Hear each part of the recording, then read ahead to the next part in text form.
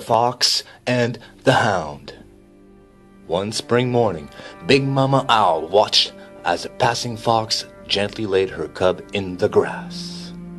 As she watched the mother fox disappear into the forest, Big Mama knew that the fox had left her cub out of love. She was trying to keep him safe from hunters who had been roaming the forest the night before.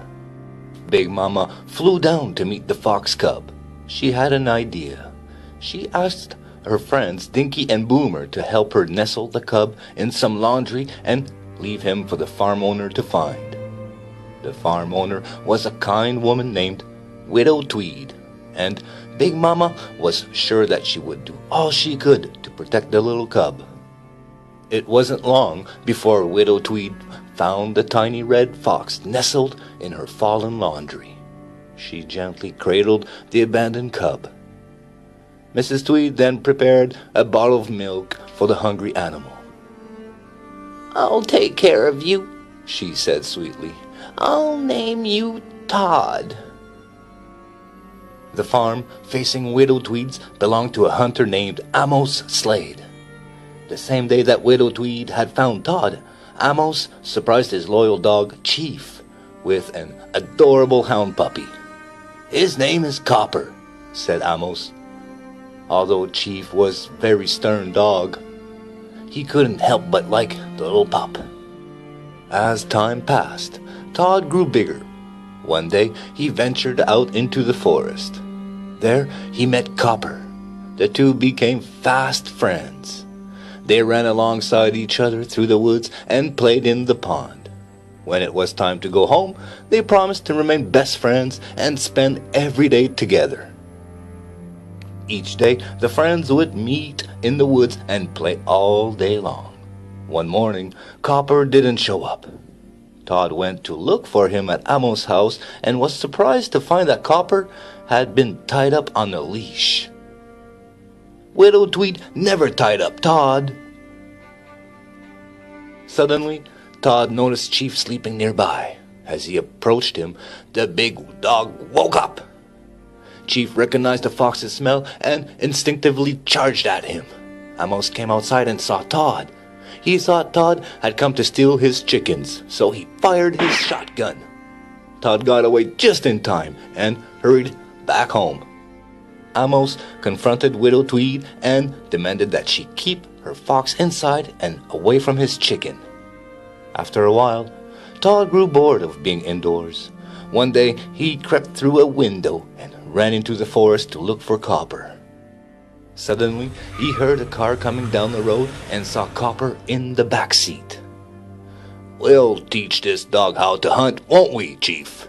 Amos said to the big dog. Todd couldn't believe it. He didn't think that Copper was capable of hurting an innocent animal. Soon, winter came. Todd felt very lonely on the farm without his friend Copper. By the time spring arrived, Todd had grown into a handsome fox. When Widow Tweed finally let him out, Todd ran to greet his friends Boomer, Dinky, and Big Mama. My, how you've grown," Big Mama said with a smile.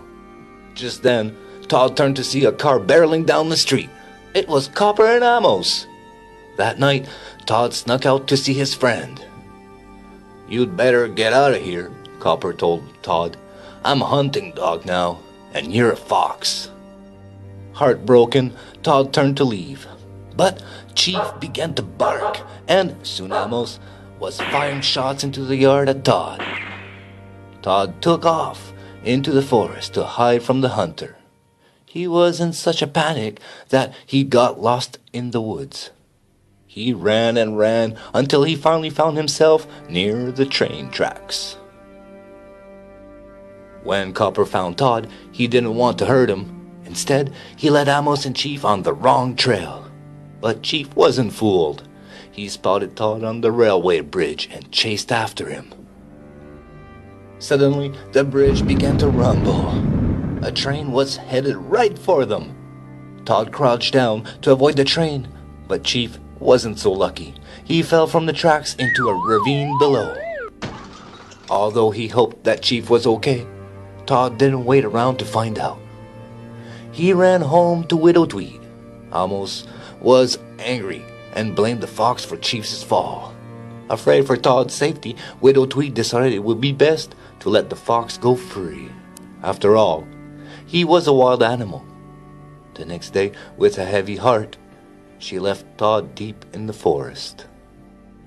When Amos learned that Todd had been released into the forest, he saw an opportunity to take his revenge.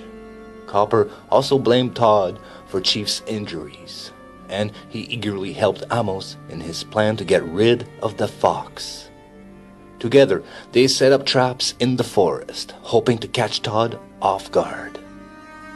While Big Mama flew through the forest looking for Todd, she met a beautiful fox named Vixie. Vixie offered to help Big Mama look for her friend.